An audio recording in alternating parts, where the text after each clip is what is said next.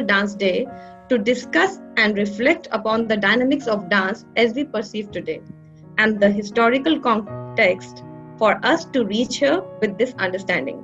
I believe with the wonderful panel we have today, this discussion will help us understand the interrelation and evolution of dance as we know it today with the society. Over to you. Absolutely lovely to be here this evening, especially because it is World Dance Day. We will start with a very basic question. Dance is almost universal. The instinct to dance, the love for dance is almost universal. It is a part of many religious and social rituals. People dance to express joy. People also dance to celebrate victory in war. And of course, there are the various formal dance practices, the classical, the contemporary, folk, and all these other forms that we will discuss. So, and of course, there is cabaret, and there is the dance at nightclubs, all of this. Now, the question that I wanted to pose before Urmi Maladi, perhaps, to begin with, would be what is dance enough and who decides what is dance? Thank you, Kathakali.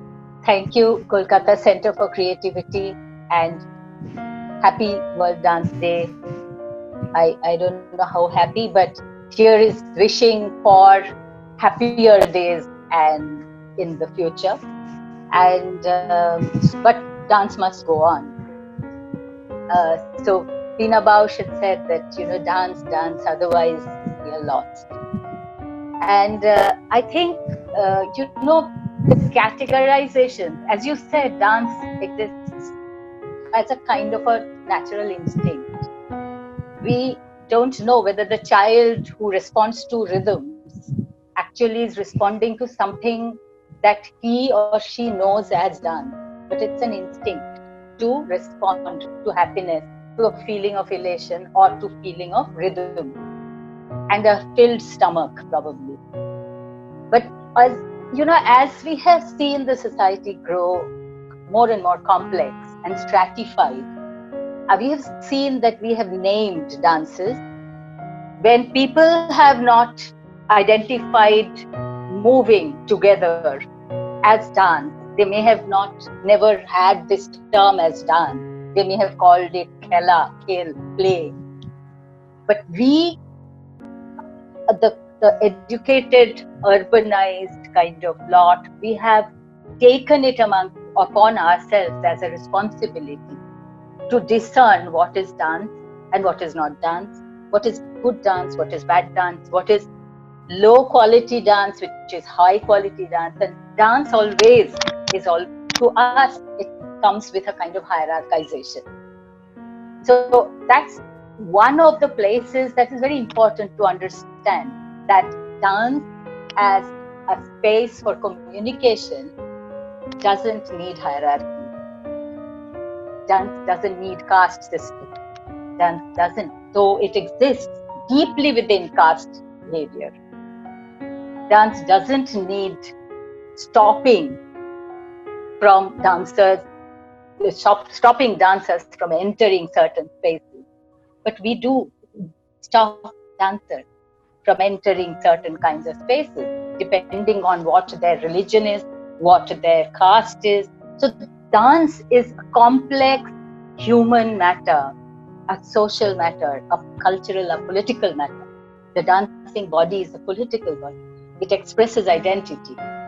It is a body which is gendered. So all those nuances must come into our consciousness. We may not attend to it. We may just dance our particular form. But we have no right to belittle other forms. I think I'll stop there. Absolutely. Oishika, Yeah. I don't see Oishika. Yes, I'm here. Can you? Yeah, I'm here. Can you hear me? Yeah, I can hear you, Oishika. Yeah. But Yes, yes, yes, yes, we can. Yeah, Oishika, can I you? would like to come to the question of who can dance. This is a question that has to be approached through the various lenses of gender, race, body type, and also ability. So, would you like to comment on this, Oishika? Can you actually? Am I visible enough? Can you? I cannot We see can you. hear you. We can hear you, yes. And that too, I can, yes, finally. Yes, I can yes. see you. Okay. Okay. Okay. So my question is, who is not? Because when Urmidi is talking about the class, caste, gender, race hierarchy of the dance world, I think it has been created at one political moment whose physical signature we are going to erase from the space of dance, and who claim this space in terms of whatever honor, morality, in terms of the heritage of the nation, culture.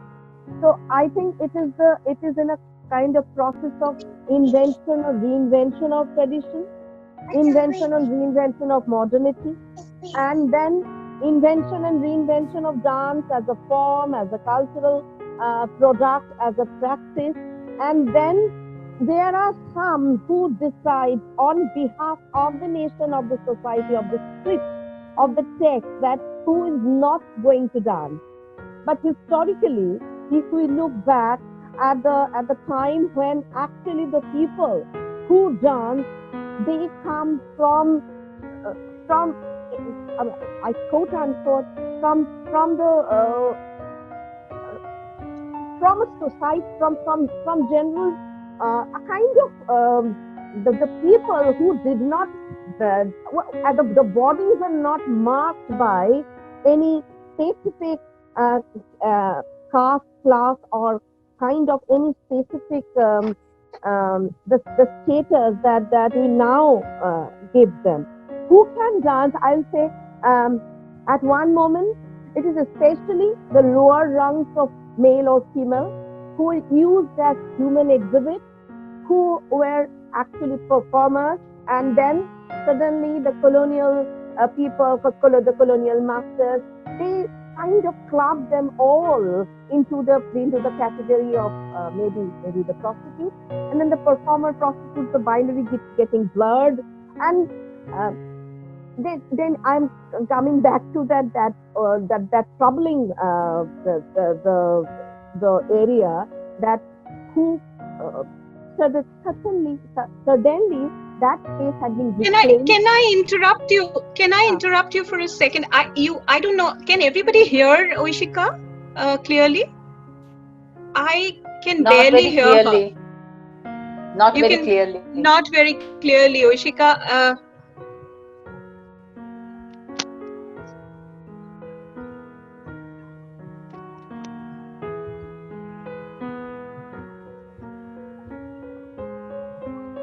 Would you like to use earphones, Oishika? Would that help?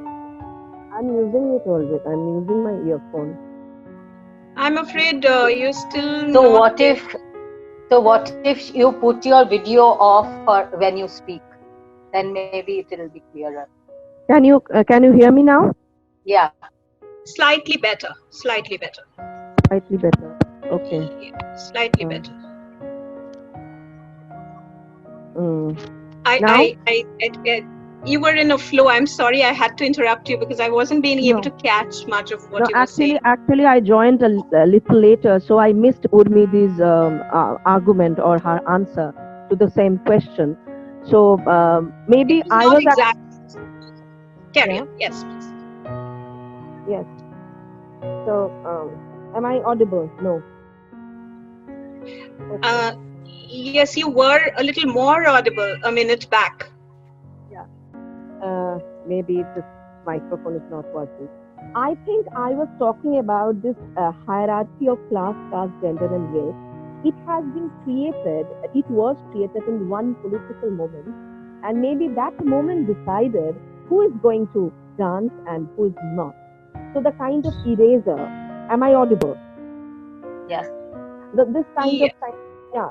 So in terms of one set of people, one group of people who decided that who is going to perform, who is going to be the dancers, that and maybe that the onus lies there. The answer is there that now the space of performance has to be reclaimed, has to be kind of claimed in terms of, I repeat once again, in terms of honor, in terms of morality, in terms of class, caste, and ideal body, maybe a kind of sensitized body, the classicized body, the demure, and maybe the body, the raunchy, the everything that is illicit.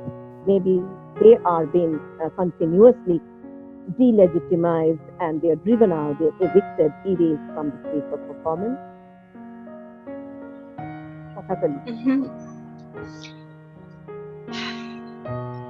Yeah, Urmidi, I will pose a question which I would like you to kind of start with, and then Oishika can take over.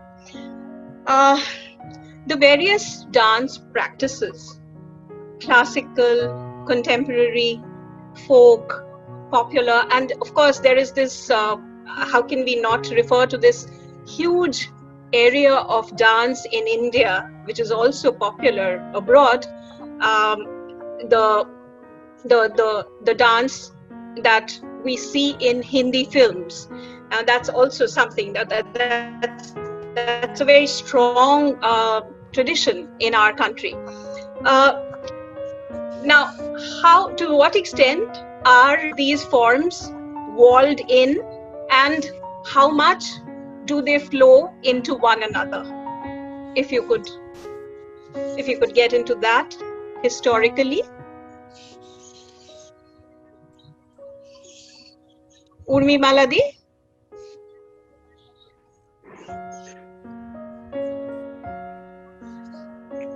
Can you repeat your question? You're me? not audible. Should I repeat? Yes. Oh, I see. Am I more audible now? Am I audible? Yeah. I can hear. Yeah, I am. Everyone very clear. Yes, my question. Yes, you my are. question was. My question was the different forms of dance: classical, contemporary, folk. Yeah, that part I heard. This yeah. huge area that is defined as Hindi film dance, all of this. Now, to what extent are they walled in, and how much do they flow into one another? And we also inevitably come to the question of appropriation and misappropriation.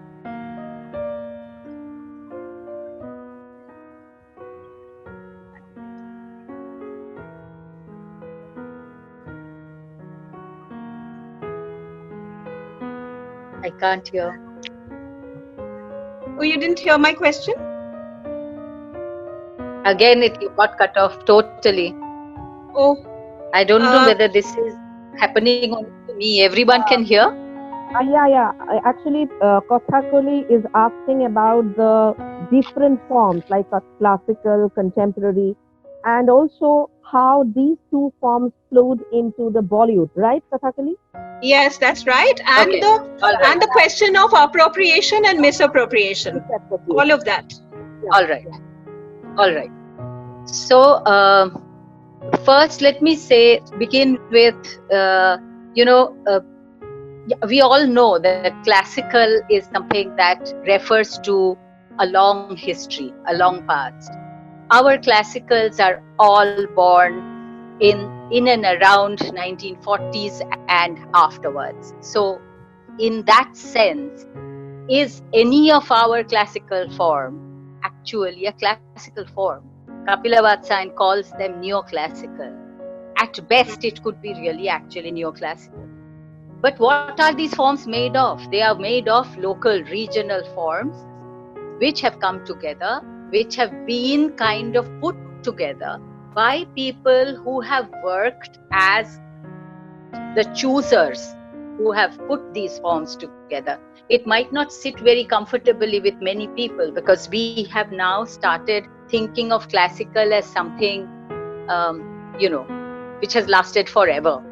But the question is that the appropriation, when you talk about the term appropriation, it is also the question of taking away livelihood from certain regional forms and according a status to the classical, which now incorporates the local as well as something that is a national, that has become a national identity. And now, once the form becomes a national identity, of course, the regional forms have, a lower status. The regional forms have remained as local.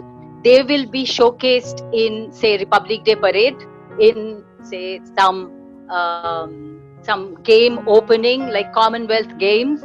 They will be put together. There will be no names mentioned. But can you dare to do that to a classical dancer? We will never be able to posit or present a classical dancer without naming her, because there is an agency involved in classical dance. Whereas the folk dancer or the so-called this regional dancer comes without agency. Somewhere it is lost within this cultural trope of celebrating India, where the dance has been appropriated by the nation, but the dancer remains unknown in some corner, half fed, half eating. And of course, Bollywood is another story altogether. Bollywood is market. So we are here looking at commoditization of a different order. And in all that, we seem to have lost out, or for a while we actually lost out on the way in which dance speaks about and dance does the contemporary. Dance does what today requires. Dance represents the today's body of the man, of the woman, of the third gender, of the questions that are important. It's only very recently small efforts in classical and folk, the large efforts in folk and classical are being also, accompanied by very, very small spaces which are growing determinedly, but they are growing in the modern and contemporary sector of dance. Oishika. Oishika? Yes. Oishika, yes. I think you would want to add to that.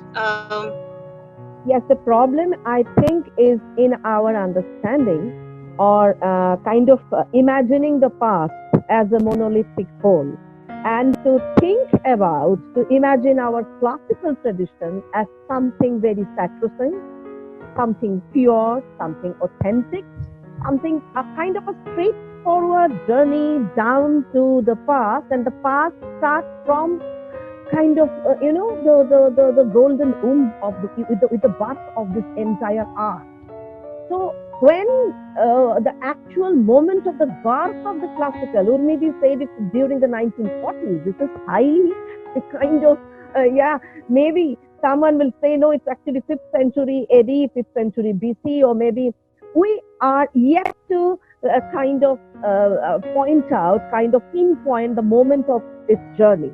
So as far as the birth of the classical is concerned, or the definition of the classical is concerned, in India, and we are increasingly going to that kind of a authentic, pure Hindu Brahmanic form, a kind of a text, a sacral, and once again a very, very sacrosanct tradition that cannot be changed, cannot be challenged, and cannot be interrogated. So this journey of the classical, which is also marketable, which is also a very, very huge market, I think bigger than Bollywood sometimes, because appropriation and misappropriation of the contemporary world also starts with the intersection, with its negotiation with the classical. And you talked about the contemporary. Contemporary in India, I think we have two major political moments of the journey of the contemporary dance. One is the modern dance, which is also a little local, but then suddenly spread its wings and incorporated many transcultural and transnational influences. So we may say that the modern in India started with Rabindranath Tagore and Uday Shankar, and then going back to the 1980s, when prominent women choreographers like Chandralekha, Kumudini Lakia, Manjushree Chatisarkar, Ranjaboti, Daksha Sheth, and many others, they have enriched the map with their glorious, diversified, and splendid heterogeneity. So the modern, on the one hand, it had drawn a lot from the classical origin, but they dared to change and challenge. They dared to create something different, a kind of initiated a paradigm shift within the syntax of the classical dance. Within their local origin, Chandralekha, Manjushree, Kumudini, they actually reached out to the world by de-authenticating their very pure classical grammar.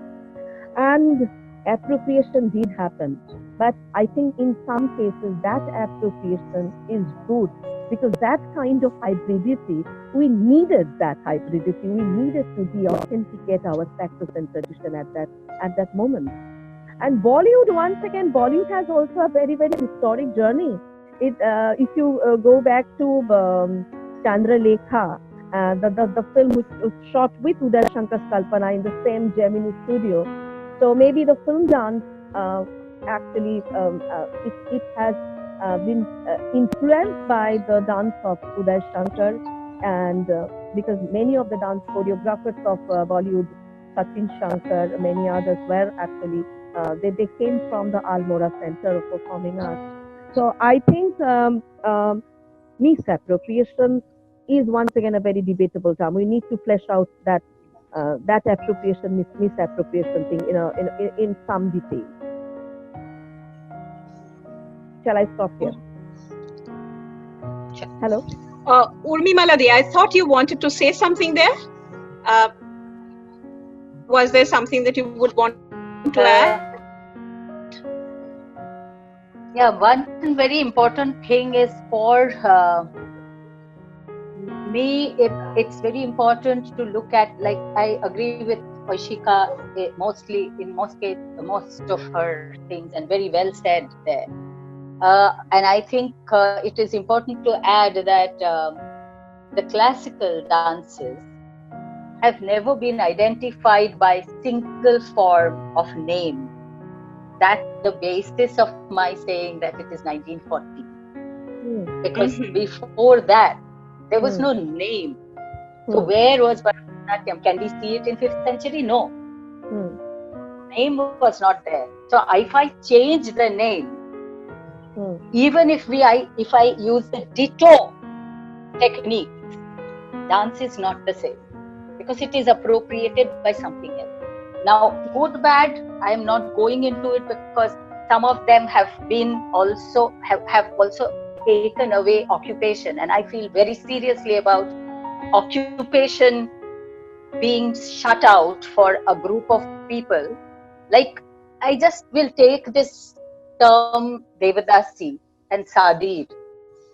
By stopping Devadasis by an act, a law being passed, in 1947, we not only stopped a form, we not only stopped a form by naming it differently, we actually stopped that woman from entering the temple space where she was supposed to be the dancer. So it was her space. She did not choose to marry the god at the age of 6 or 5. She was married off. She wasn't given a choice. So at one point you decide that she is the pollutant. and then you actually push her out of that temple. She's taken away from her. She cannot call herself an artist. Can you even imagine if somebody asks me, from tomorrow you can't call yourself a dancer? I will be heartbroken. Can we imagine that happening to us? No. Then this woman lost her right to of art form. Where is the art form? The art form is no longer there. Tadir is gone, vanished into thin air. So it's not. It's my question is that when I make a form a national entity, perhaps it was required. Perhaps it did great about dancers surviving. Perhaps it has given many of us our grammars that we are very proud of. Even me, in Uday Shankar India Culture Center, all our life, I started with Manipuri and Kathakali and Bharatanatyam, and then we went on to specialize in things. So I actually continued with Kathakali till my degree. So the thing is that, of course, classical has given us something, but we must, when we talk history, we can't romanticize. So that's what I am thinking about. Yes. Urmidi. Hello. Yes. Yes. Yeah, actually, I was thinking about the I think before 1947 or before the birth of the Republic in 1950s, when Sangeet Natak Academy actually picked out these 8 forms as the classical, and a group of many kaleidoscopic folk traditions as our folk, which belong to the grassroots people. Hello. Yeah. Hello. Yeah. We can hear. 1930s is the most volatile decade of our cultural history. Yes, it's of course. Time of Yes, the second cultural revivalism, because in 1935, Rukmini Devi Arundel gave her first public performance. Yes. The Rukmini Shastri, the South Indian Brahmin woman, who certainly she was trained by one of the students of Anna Pavlova. There is a different kind of transcultural or international influences. And also 1930s is the time when Uday Shankar has embarked on his global journey from Paris, certainly. But a group of dancers coming from different parts of India joined Uday Shankar's Hindu Dance Company, and they toured all over Europe and stormed the world stage with their brand Indian modern dance. And 1930s also witnessed the major dance dramas by Tagore, Chitrangada, Tashe Desh, Tondalika, Shama. And Tagore also, the dancers from Shantiniketan, which comprised of Mrinalini Swaminathan, Asha Ojha, Srimati Hafi Singh, Tagore, and also some Bengali dancers from Shantiniketan. They also embarked on their international journey, like Colombo to Karachi and all parts of Bengal. So 1930s is the time of appropriation. It is the time of erasure, eviction of the urban folk performers of the city of Calcutta, who in the census of 1927, British Raj actually clubbed all these performers, the Kamtawalis, the Shong, together into the category of prostitutes. So it is another way when the colonized elite and the colonizer, the administrators, joined hands together to rebuild the nation's own cultural tradition and to evict some of the impure, some polluting bodies from the space of performance. So this is a joint undertaking of the British and the Indian elite. And here, I think the class caste factor and also the gender and sexuality factor will play a very, very critical role. So I think the journey of the classical is pressed a little backward, and maybe because this is the time when India witnessed the birth of the modern as well. Because we cannot just, talk about the birth of the classical factors, and modern is equally hegemonic. Modern is equally elitist. And modern is, I think, we need to talk a little more about this modern dance, because modern from its very inception, it is not really local. It was from its inception, it is hybrid, it is transnational, it is transcultural, because Uday Shankar started his journey. Urmidi, you can go on about that, from Paris to Almora. So entire 1930s to 1940s, the time span is so very important in India's political history, India's cultural history, and this is also true about Tagore's dance drama ventures, his excursion as a dance maker. Now that we have come heavily into the contemporary dance scene and the modern dance scene, I would like to, come to this question of legacy. There is a dancer like Chandralekha, for instance, who was such a bright star on the firmament, but she was someone who was absolutely passionately opposed to the idea of creating a legacy. On the other hand, so also I think with Manjushree Chakisharkar, who also did not want to create a legacy. And then there is Uday Shankar, the most influential dancer, choreographer of India. All these people, irrespective of whether they wanted to create a legacy or not, they were such strong presences in the field of dance that they influenced others. And so a sort of institutionalization happened, irrespective of whether they wanted it or not.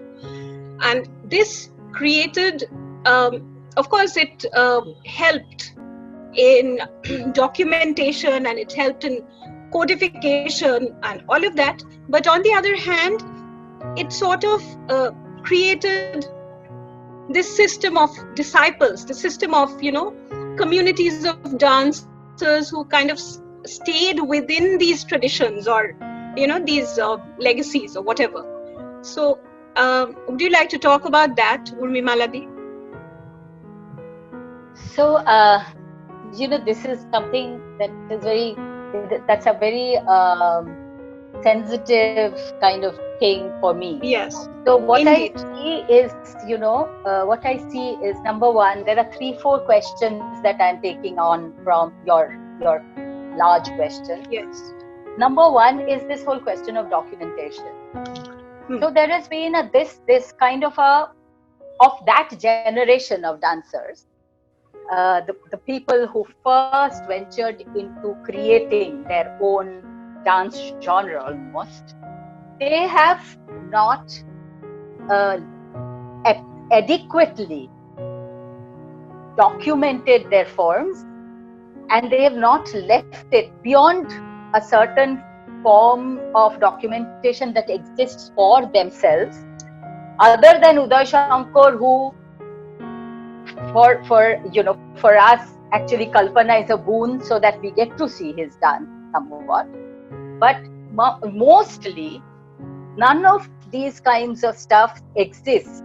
For Chandralekha also, there are small bits and pieces available. 1 or 2 are now coming out and are available in the YouTube. But Chandra was very against such free availability of her pieces. There were adequate reasons, and they were right in saying that appropriation, misappropriation, whatever you want to call it, will happen, and there will be misuse of things. But even then, I think I feel sad that the next generation, the people I teach, for example, in JNU, I have to struggle to show them what these forms were. Other than personal collections, which I have managed to gather, it's impossible to show what it was, right? Then the other thing is that from your question, I take off this whole idea of what remains as legacy. It's a sad thing for Uday Shankar style. I would really want to talk about this because I actually have been a part of this school for 50 years. Uday Shankar India Culture Center has remained. It was created by Uday Shankar and Amala Shankar. Amala Shankar remained its founder, director for a very long time. Director in charge, she called herself. And then it shut doors formally in 2015. but what remains of it? Where do you find the Shankar India Culture Center? Who acknowledges it? How many students say that I am from Uday Shankar India Culture Center? Where do you see it? What remains? So legacy, and you know what? When people say that I learned Uday Shankar's dance, they actually recreate the dance form, reproduce, vomit out what they think they are doing well of Uday Shankar's dance. Okay, so but Uday Shankar didn't teach us that. Amula Shankar didn't teach us to teach that to people. She taught us to create movements. So new movements, new ideas, not replicating ideas, not just making photocopies and producing it. You see? So the thing is that that's the hard part, right? I mean, if you have to do it by yourself, then you have to work harder. If you want to imitate, you somehow take hold of a music and you do the same thing over and over again. That's easy. Because if you are a dancer trained in the system, you will be able to do it. Good, bad, ugly, whatever, a reproduction. So legacy is a problematic thing. And for each of these people, the legacy part has been very difficult to maintain. Right. Oishika, I think you would also want to talk about this because you're very passionate about this whole question of legacy, as I know. Yeah, actually, as Urmidi said, that legacy is always a very, very problematic thing, because legacy, on the one hand, it means the artistic inheritance of a person, the archive after his or her death, because institution of style can never die, but individual must. And dance is one such thing that once again lives in and dies with the performer. But how can we, dancers, forget or erase the body memories? I don't know. I may sound a little, metaphorical, but legacy is not really copy pasting of movements, copy pasting of choreography, or the exact entry. Hello. Yes. Hello. Yes. You're audible. Yes, you are audible. I can hear you clearly. Okay. So I think, as far as Manjushree was concerned, two things happened during her lifetime. One, she has been able to create a very distinct methodology of training, 8 groups of movements, which is kind of a syllabus for Dancers Guild's new dance, which she always said that it is inspired by the chemical synthesis or cross-fertilization of several physical movements, drawing from classical, folk, martial art, yoga, and also definitely some very distinctly discernible American modern dance and balletic formula. So she has created a syllabus of her own. So is that syllabus a code again? Is that syllabus, should we take as another formula which we should go on copy pasting? But once again, during her lifetime, Ranjavati deviated from that syllabus once again. That this is not Natya Shastra to follow all the time. So her Cassandra, which actually broke apart Manjushree's narrative syntax, Manjushree's storytelling kind of because once again Manjushree she always said that her new dance was not born in a void from nothingness. It's not an empty space of nothingness, because Bengal modern dance is a continuous journey, and Manjushree was always a part of that tradition of modernity, that tradition of contemporariness. So Ranjavati, once again, actually she marked a very violent kind of departure, very radical departure from her mother's grammar. So I think that is a break with the legacy once again, because it's not just copy pasting. It's a legacy, definitely, but about ideological commitment to the thing called contemporary dance. Because contemporary dance is not really about a physical signature. It's not to go by a canonized, codified formula without making a single adabu wrong. Contemporary dance is about unpredictability. So I think Manjushri was always ready for that, because her Tashet Desh and her Konnu Tonedda, the same choreography, the same dance drama, not absolutely different choreographies. She broke her own choreography of Tashet Desh and recreated Konnu Tonedda within a gap of 6 years. She actually, at her deathbed, she changed all her old choreographies. So I think she was not very loyal to her own inscriptions. She was not very, steadfast, not very constant to her own very physical signature. She was ready to change. She was ready to greet the unpredictable, and that kind of radical departure within the grammar of contemporary dance is the magic that actually keeps us going. So legacy is not about copy pasting, not to fossilize, not to mummify, not to kind of like the kind of Rabindric dance that we are habituated with. That this is the Rabindric dance. This is Gharana. Tagore was, I think, the most un-Rabindric person. Would be very, very unhappy about that static, fossilization, mummification of a person. So I think Manjushri was equally unhappy and disappointed with that copy pasting formula. So legacy is not copy pasting.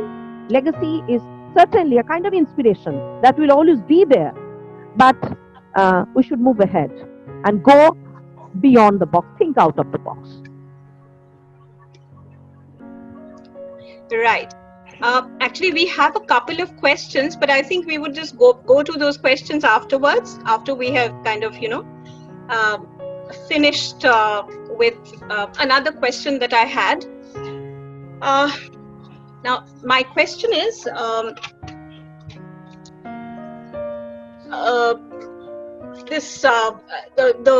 Urmi Maladi had referred to commodification.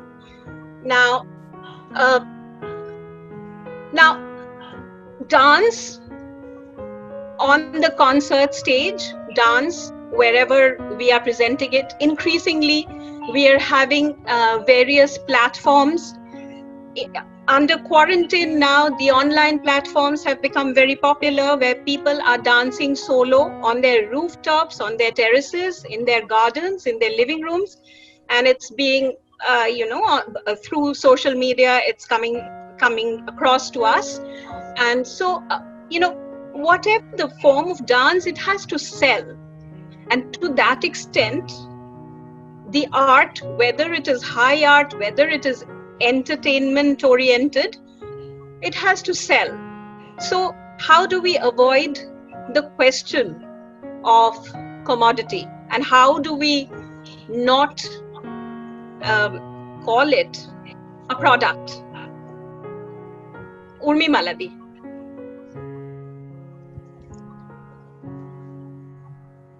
Okay, so this is a tough question, and I know I'll ruffle a lot of feathers. So So I think dancers have to survive, otherwise dance won't survive. So that's the baseline.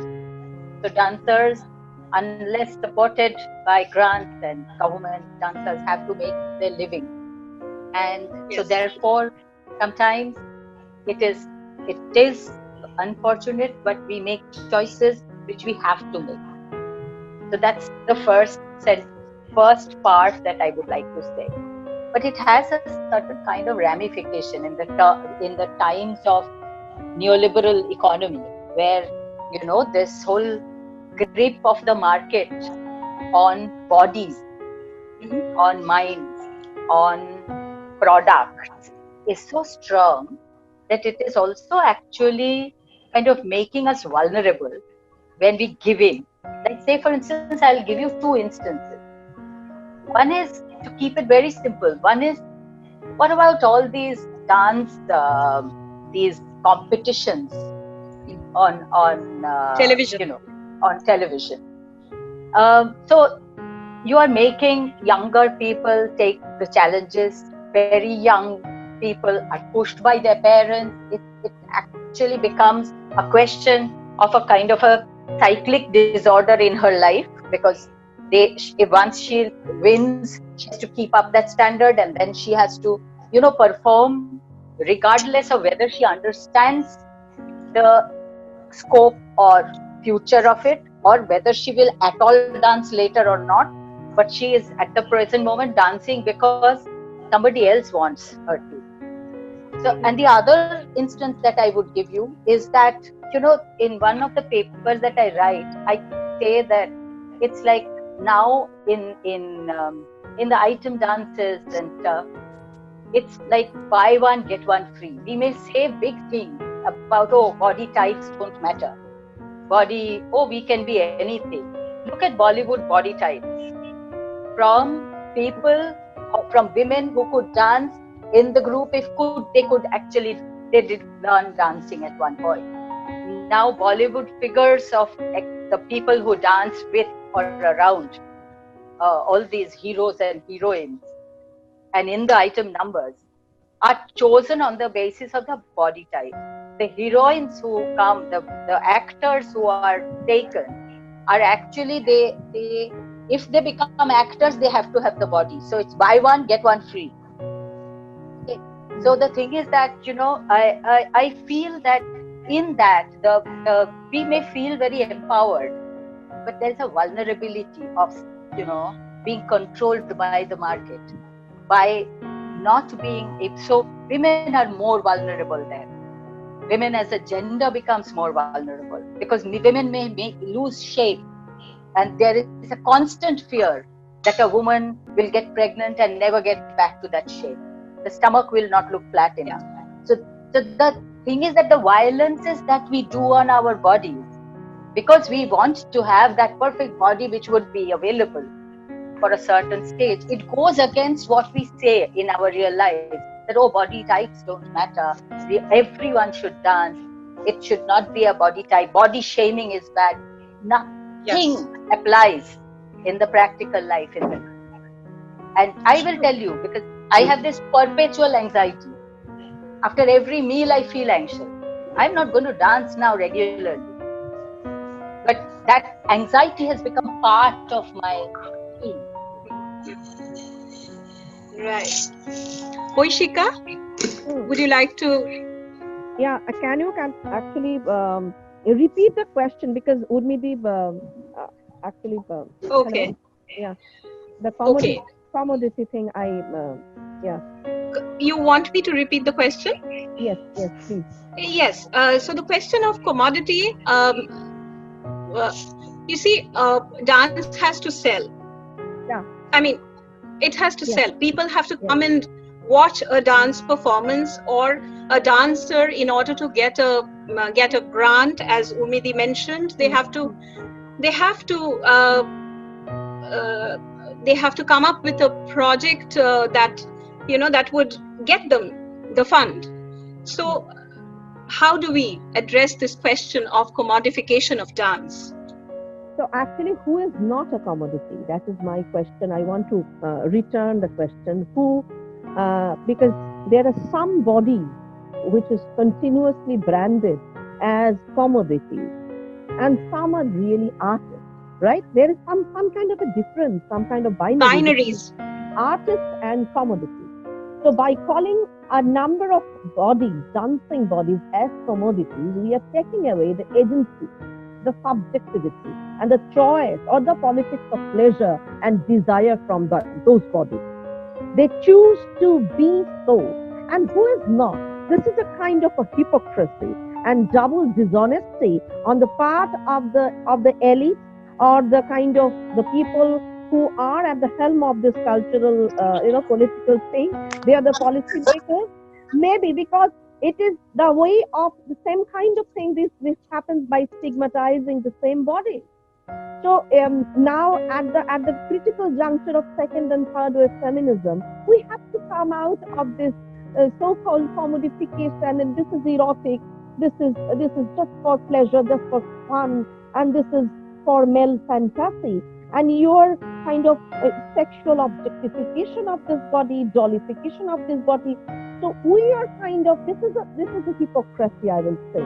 Because as Urmidi said, that we all want to sell, quote unquote, our dance. Even the classical dancer, who is actually, there is a competition to appear in this temple dance festivals or to be the cultural ambassador in the international. So all of us are actually are in the same race. Yes, definitely. A large group of disenfranchised or marginal dancers are there who have to sell their erotic, sexual, and cultural labor in order to earn their livelihood, in order to earn their daily wage earner. They have to dance, otherwise they will not get their food. They have to earn their bread by dancing in maybe in nightclub, maybe in matcha, maybe Dance labor. They just dance as labor. And which is, once again, it thrives at the intersection of eroticism, of their sexual labor, of their anything we can. But dance is, then we have to go back to our first question: what is dance enough, and who is the dancer, and who is not, and who are we to decide that they are not dancers, and we are the dancers? So once again, we have to come out of this class, caste, race, and so many binaries in this hierarchy. We have to dismantle. We have to critique this entire ladder. So maybe we all of us have got a commodity. We all sell our dust. Maybe Right. our clients, our patrons, our spectators, our audience, the grantees are different. Right. We actually have quite a few questions. So, Sravusti, would you like to have them ask their questions directly? Yeah, I think that will be better. So Hopefully we'll be I able can to see answer. first we have Harpreet. Yeah. We have Harpreet.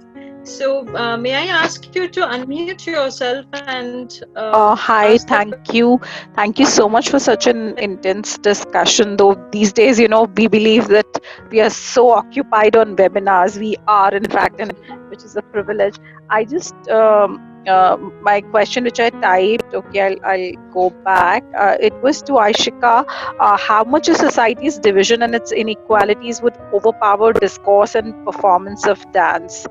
And how much a society's place to demand freedom would create new places for all types of dancers. So in one line, can dance escape inequalities of a society? Equalities of society, and how much you want an answer in one line? No, you can go on, and perhaps we can talk later because it's so beautiful. No, can anyone actually? I didn't hear it properly. Sravusti, can you just? If you can see in the chat window, I have written it also. Will it be easy? I mean, Yeah. how dance discourse and performances? Yeah, I'm ready. Okay. Her question was how much of society's division and its inequalities would overpower Discourse and performance of dance.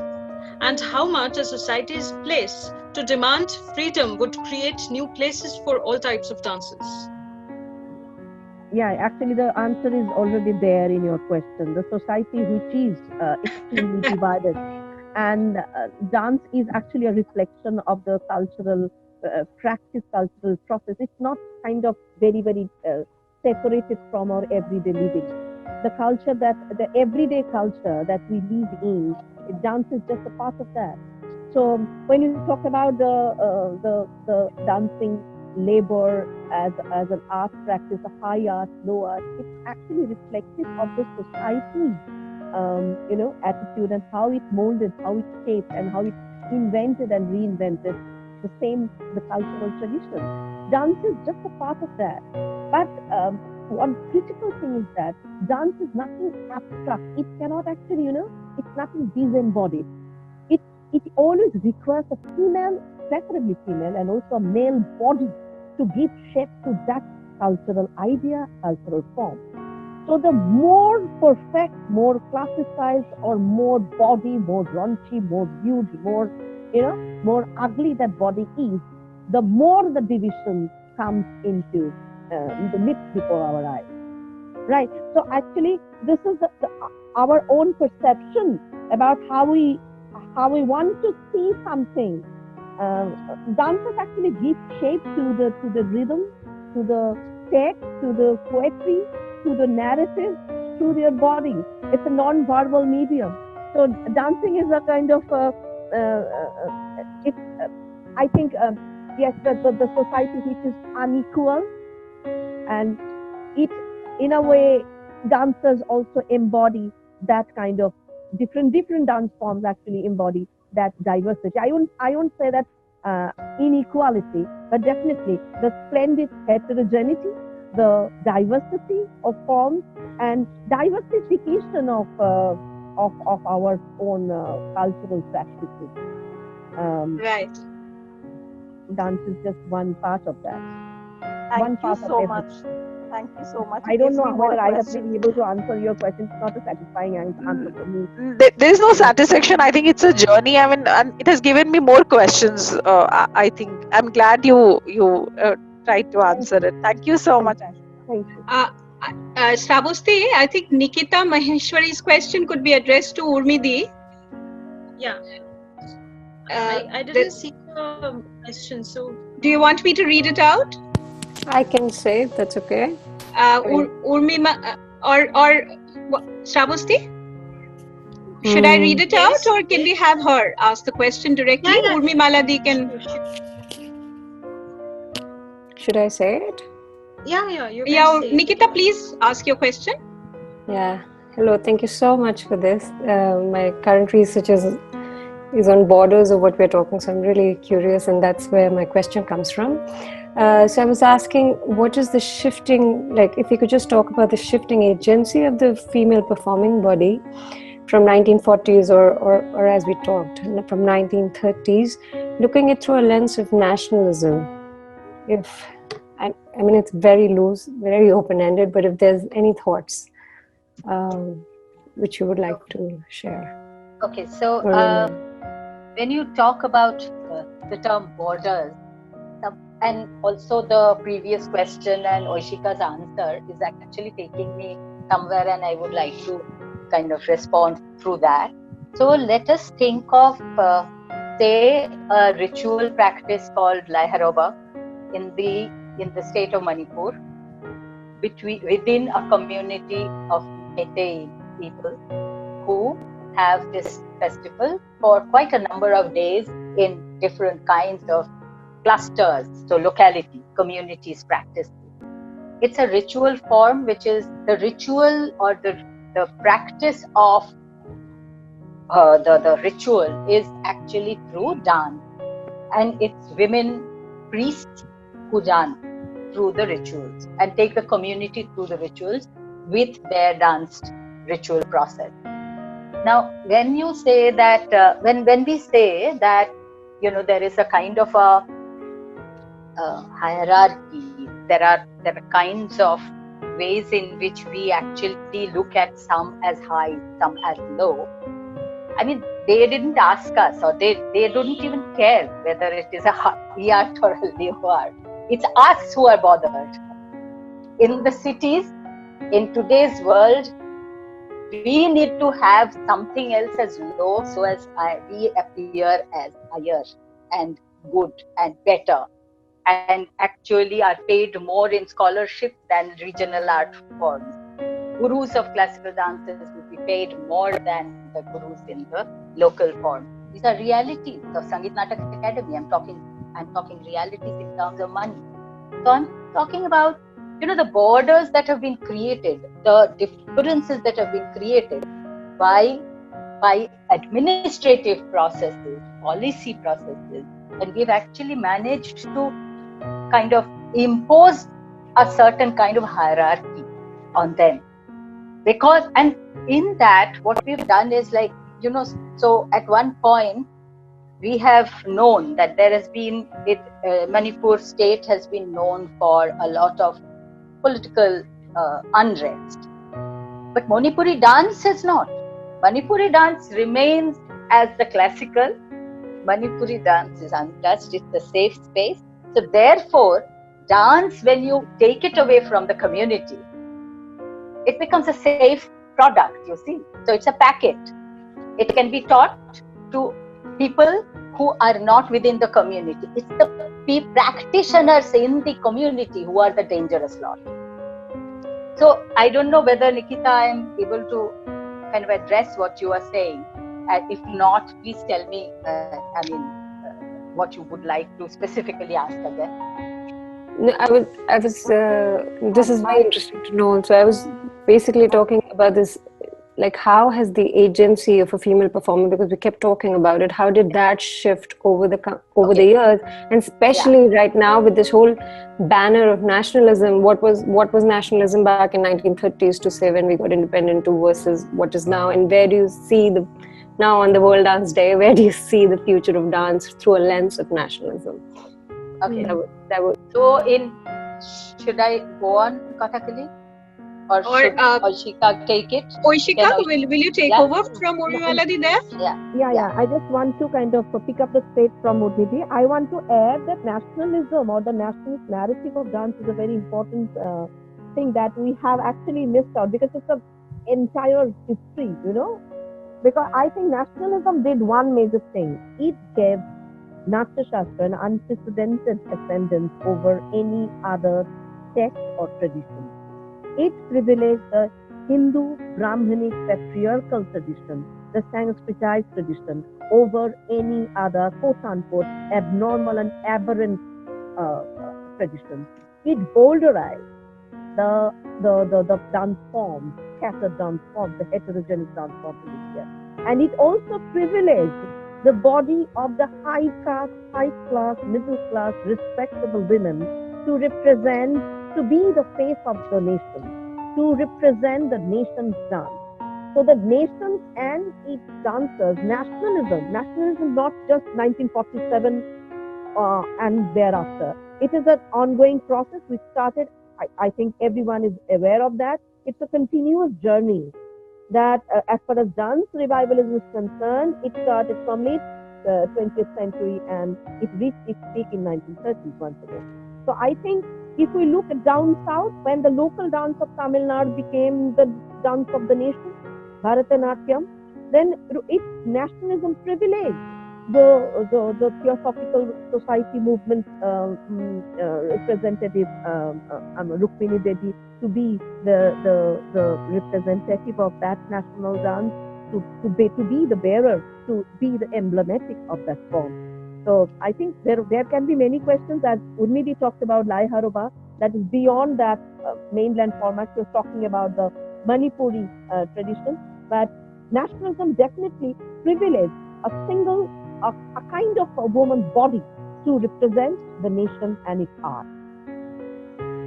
It also erased and evicted and disenfranchised a great many others. Does that answer your question somewhat, Nikita? Yes, thank you so much. Thank you both. Thank you. Ongshuman had a question. Can we have Ongshuman? 73 years. No, I'm just reading it to make it quicker. 73 years after 1947, do we need to reconsider the classical tag now? That's the question. Urmimala ji, would you like to? I'm not sure it's important, though we need to deconstruct it in our minds at least. If it gives us a kind of hegemonic position, thinking that this is higher than all other forms and this is unchangeable and this is in a box and this is great and this is our nation's identity, then we need to kind of deconstruct it in our own mind. I don't care whether it is called, at least, I'm saying that, it doesn't matter if it's called classical or neoclassical, whatever it has to do to other forms it has done. It has created beautiful dances, beautiful dancers. We can't just deny it totally and sweep it aside. Exactly. But it's no longer necessary to do that. But at the present moment, I saw a sweeping question by Paromita Shaha, and I think it can be linked it's a very to this particular. Yeah. And she asks what would a young woman dancer dance for today? And I think that beyond unless, I mean, we have, what we have done is that we have fixed why we should dance in the classical thing. That's our problem. So we have said that you will dance because you are the body which carries the tradition. You have no right to change it. You can carry it, and you can actually, with reverence, pass it on to the next generation. And that was the young dancers, duty almost. If you see, it was taught to us not to change, not to own it, but to have it, to revere it, to almost do puja to it. And then through our dance we do puja. We have been taught every day. But today's young dancer must question that. We are dancing because we want to. Dance is not.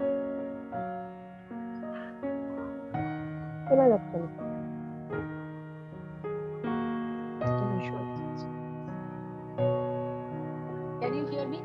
No. Can you hear me now? No, now it's okay. Yeah. Now it's audible. Yeah, it's now Yeah. it's audible. Yeah, it's now- audible again. It's audible again. It's audible. I heard Can you everything. Yeah. I got your point.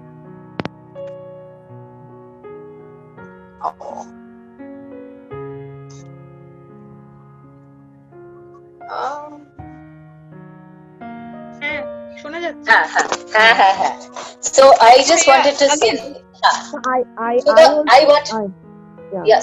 I just wanted to finish this short sentence that, the dancer today is dancing. Dance is not a very easy kind of occupation now.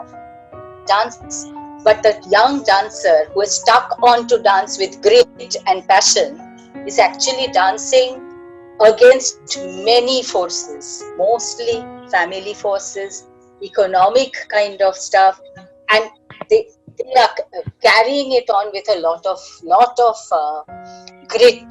And that is why we need, as a society, to be much more conscious about becoming a community which helps each other.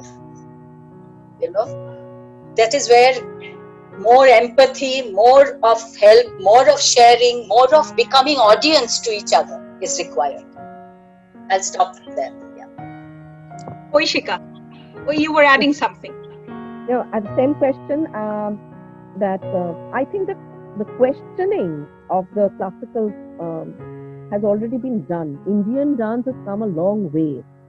It's not that when dancers like Paromita, dancers like, when we actually started with 1980s, 1990s, the time when Chandralekha actually turned the world, the world actually turned upside down with her Sharira Angika. And also, I think the hegemony of the classical has already been challenged by these pioneering women iconoclastic dancers who have, they critique the ascendance of the scripture, the canonized tradition, and they broke the stereotypes of the dancing body in a number of ways. And then we have dancers from I cannot name just one or two. So I think the dominance of the classical, or my hegemonic purity of the classical has already been challenged by us, by contemporary dancers. So the field is now a little shaky. No one can take anything for granted. Urvi Maladi wanted to say something. Oh yes. Yes, I think it's a kind of West Bengal based view, Ashika. I disagree with you totally. The whole hegemony of classical one must see in Delhi. From funding to space to everything else. Nobody questions classical space. Nobody. But that is kind of ambassadorial balance. If you look at the dance journeys, you cannot just, overlook or kind of just erase the contributions of these dancers. Classical is there, certainly, once again in the flyer of Incredible India. Classical is there certainly as the face of our Sangeet Natak Academy. But when can you just think about Indian dance without Kumudini, without Uday Shankar, without Chandralekha, without Aftab, without any? I don't think so. So if you look at the new directions of Indian dance that happened 1990s and then once again in 2001, so I think we have already taken on board the other bodies. It's not definitely as far as the ambassadorial balance is concerned, as far as the marketability is concerned, the dominance is there. But that field has already been challenged, not by West Bengal based dancers, but by the very close to Kalakshetra. Chandralekha has already challenged that. Kumudini has challenged us from Ahmedabad, and Northeast, there is so many important interventions coming up. So I think we have to take into account. We have to agree to differ. Differ, yes. I think this will clearly carry on well beyond the scope of this Zoom meeting. If we actually see the grants paid to schools and groups, this will become clear where the impact is of who impacts cultural policies, who gets more space. That's it. I mean, I'm looking at a different. I agree with Aishika in the way that there are people who have tried making difference, but the reflection and the record says something else because erasures happen. We have time, I think, to take a couple of questions. Nandita Shankar Das, can we have her, Shravusti? Yeah, we can. Her question, just a second. It's a longish question. Yeah, I think, can we address it looks like a shorter one, but maybe we can start with Sumedha. Why should we dance? Why should we study dance now? Yeah. Who wants to go? Oishika, can we start with you and then? Yes, because I have just one or two lines to answer.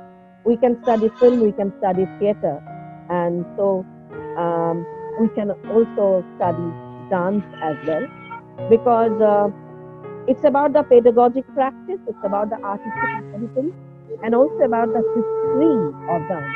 The kind of thing that we are now discussing, it's not really about the yes, definitely body matters, but we need to archive, we need to record the journey of the dancers. So dance is part of the cultural movement, cultural policies and cultural politics, as we are discussing for the last 1 hour almost. So the discourses have to be documented. We need to record the individual, institutional, national, international movements of dance. We have to talk about the political moments. We have to talk about the societal impact and also the livelihood question. So unless and until we write down them and we study them and we teach them, not only through our body, but by writing them and by reading them in black and white, then I think it will be difficult to capture the fleeting moments. So that's why if there are discourses on dance, then I have to document, you have to record, and we have to write books on dance as well. Urmidi, it's your subject after all. I think, I will end on a very hopeful and sincere note that, when I started in teaching in JNU, I found that most of the things that I have to teach, I have nothing to refer to. No writing, nothing in Indian context. People from other universities, foreign universities, mostly foreign scholars would write, and some writings were there by people who have done their PhDs abroad, Indians who have done their PhDs abroad, and some, so very few writings, grounded writings, and we had to create. And since then, in 16 years, We have come a long way. India's dance research is now available in print. Lot of people have chosen to do dance studies. Many universities stand as the example of taking on dance studies. So they teach dance studies, performance studies, and in that dance. And I think that dance and writing research both need each other, because dance, unless it was sculpted on the walls in the past years, we wouldn't know that there was something called dance at all in the past. And dance writing also needs the dancers. So it is a mutual kind of space that is created. Let's take it forward and do as much dancing and as much dance writing as possible. Kauthapalli, we just have 5 minutes. We can only take one question before wrapping it up. We have one question from Tanushree. She's asking, as we tend to emphasis on the dance that is ours or comes organically without any imitation, but there is also the influence of social construction. Where do we think we get confused or lost between the two? Not getting the question. Ochika, will you take that? I think it is actually the title of our seminar today is about formality and fluidity. This question relates to that thing, I think. If we look at the organic body, something that is very fluid, something that is tenuous, I am interpreting the question in my own way. And the construction, the social cultural construction, is something that is formal, something that we maybe I'm reinterpreting the question. Prabhati, maybe I'm a little wrong. Yeah. I think you're getting the question, I think. You can repeat the question, please. Repeat? Yeah. Sure. This is, as we tend to emphasis on the dance that is ours or comes organically without any imitation, but there is also the influence of social construction. Where do you think we get confused or lost between the two?